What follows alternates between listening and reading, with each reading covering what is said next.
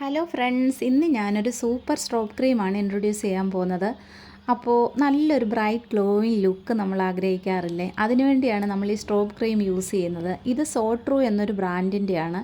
അപ്പോൾ നമ്മൾ സെലിബ്രിറ്റീസിൻ്റെ ഒക്കെ മുഖം കാണുമ്പോൾ എന്നാ തിളക്കമാണെന്ന് നമ്മൾ പറയാറില്ലേ? അപ്പോൾ അവരെല്ലാം യൂസ് ചെയ്യുന്നത് ഈ സ്ട്രോബ് ക്രീമാണ്.